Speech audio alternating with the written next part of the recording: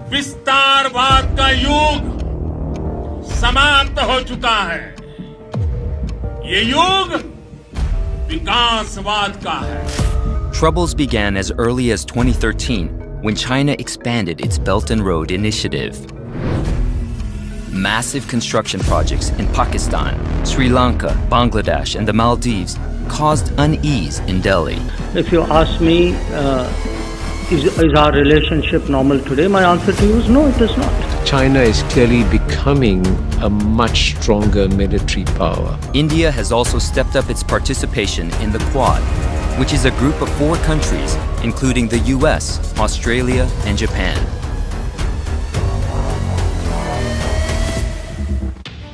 Hi everybody, in the past 3 episodes of the Geopolitical series, we saw how China started with something called the Belt and Road Initiative to conquer the world trade.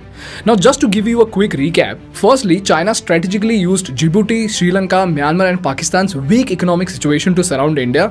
Secondly, China spent billions of dollars into building oil refineries, high-speed cables, railway lines and even gas pipelines to build an alternate trade route around India. And lastly, China is building an extremely strategic railway line from London to China and another railway line from China to Iran, passing through Kyrgyzstan, Uzbekistan, Turkmenistan, finally ending at Tehran in Iran.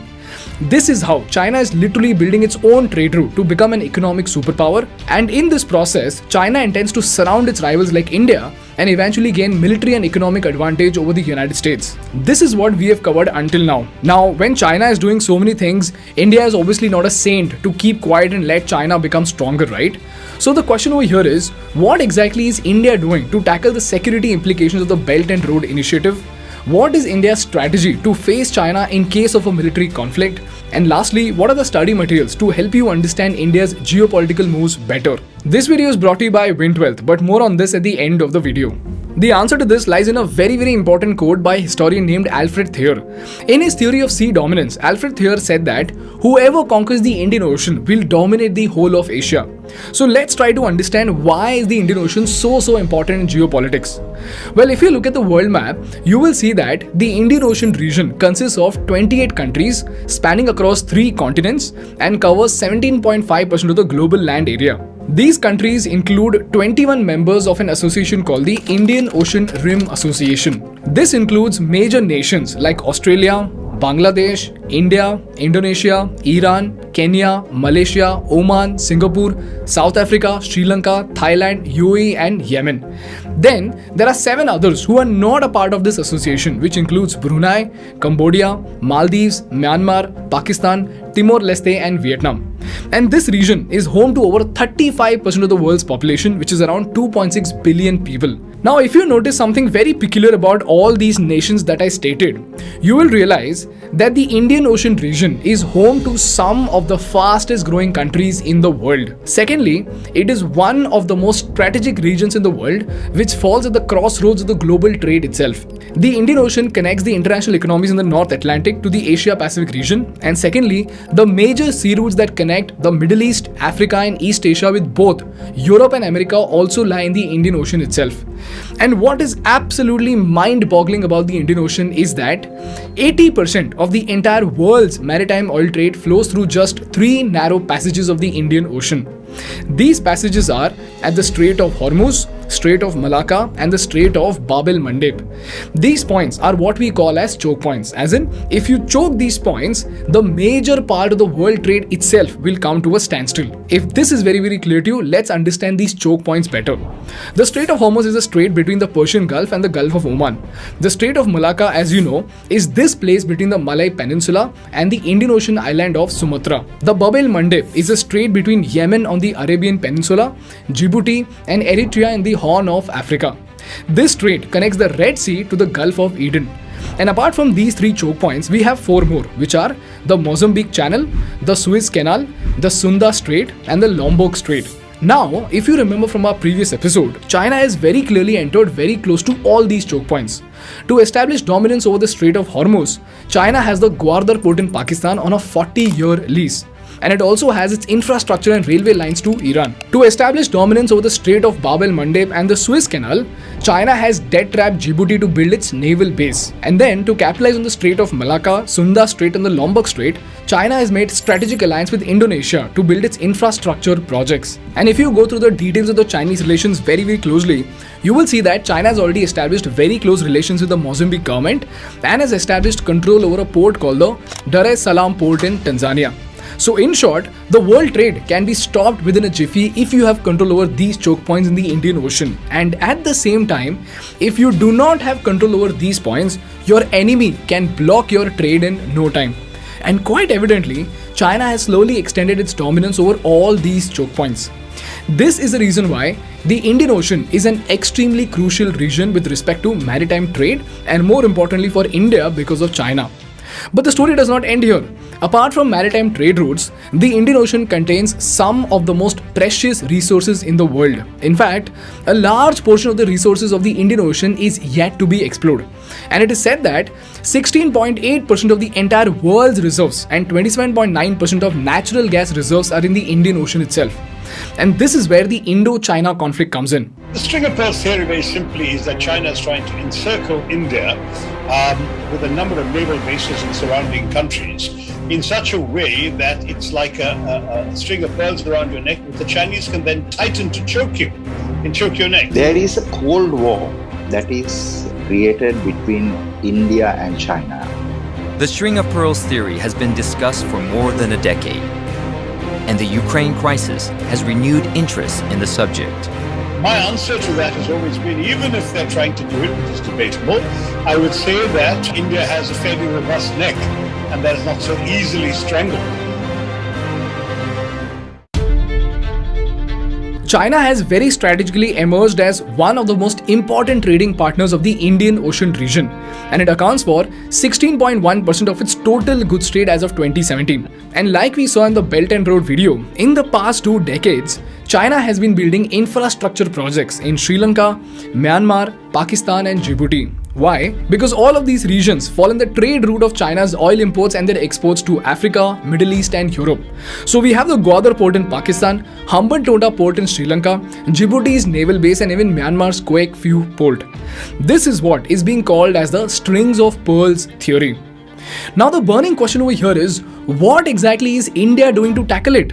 Well, instead of openly and boldly announcing its strategy like China, India has been slowly and steadily operating in a stealth mode with something called the necklace of diamonds strategy. To understand this, let's take a look at the list of strategic bases India has set up with partner countries as well as the various trade agreements that India has signed. And by the way, you must have seen a lot of people who often criticize the Prime Minister saying that he's wasting India's money by taking a world tour. Well, for those of you, here's why the Prime Minister of India spends countless hours in traveling all around the world. हम अपने देश की अखंडता और संप्रभुता के साथ समझौता नहीं करते हैं। जब भी समय आया है, हमने देश की अखंडता और संप्रभुता की रक्षा करने में अपनी शक्ति का प्रदर्शन किया, अपनी क्षमताओं को साबित किया। चाहे स्थिति कुछ भी हो, परिस्थिति कुछ भी हो, भारत पूरी दृढ़ता से देश की एक एक इंच जमीन की, देश के स्वाभिमान की रक्षा करेगा। हमारे लिए भारत की अखंडता और संप्रभुता सर्वोच्च है और इसकी रक्षा करने से हमें कोई भी रोक नहीं सकता। First, let's start from the counter for China's strategic placement at Gwadar and Djibouti.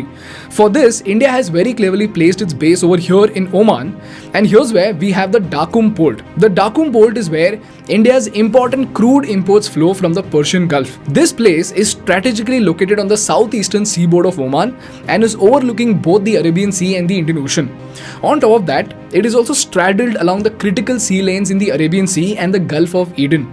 And all thanks to India's relation with Oman, we have military access to this port, which makes it a great defense point. Then we come to this region that is close to the second choke point, which is the Mozambique Channel. In 2015, Modi ji signed an agreement with the Seychelles president to develop a place called the Assumption Island for military use. But unfortunately, after this deal was done, there were a lot of protests, there was a change in government, because of which this diamond as of now is in a shaky situation. Then we come to perhaps the most important choke point of all, which is the Strait of Malacca and the other two choke points right beside it. Here's where we have the Changi Naval Base, wherein in 2018, Modi ji signed an agreement with the government of Singapore. This agreement has provided direct access to the Indian Navy itself. So while sailing through the South China Sea, the Indian Navy can refuel and rearm its ship through this base. This is followed by the Sabang port in Indonesia. And again, in 2018, India got military access to Sabang port, which is located right at the entrance of the Malacca Strait. So theoretically, we have a firm grip over the Strait of Malacca. And if you remember from our China's BRA video, 70% of China's oil supply and 60% of their trade passes through the Strait of Malacca. So choking this point is like choking the Chinese economy itself. After that, we have the Indo-Vietnam Diamond, and long story short, we have historically had a great relationship with Vietnam. We supply some of the most important defense equipment to Vietnam, and we have signed a comprehensive strategic partnership with Vietnam in 2016 itself. Then we have our important diamond in Japan. On 9th of September 2020, India and Japan signed something called the Acquisition and Cross-Servicing Agreement that would allow militaries of both these countries to exchange supplies and services on a reciprocal basis. So again, Japan and India can use each other's port as per their strategic requirements. And the best part about this point is that if you look at the map, you will see that it gives us a very close placement to the mainland of China itself. And then we have Mongolia, where Modi ji became the first Indian Prime Minister to visit, and more importantly, India has established a very strong relation with Mongolia by giving out a $1 billion credit to develop an air corridor for Mongolia. And lastly, we have the Chabahar port in Iran. And if you remember from our China video again, Iran is also a part of the Chinese BRI initiative, wherein they have a railway line from China to Iran, passing through Kyrgyzstan, Uzbekistan, Turkmenistan to finally ending at Tehran in Iran. So here's where India very cleverly understood the importance of Iran. So in 2015 itself, when Iran was facing crippling economic sanctions and diplomatic isolation, India agreed to develop a deep water port in Chabahar on the Gulf of Oman. And as a part of this deal, Modi ji visited Iran and signed the agreement worth $500 million to develop this port and related infrastructure.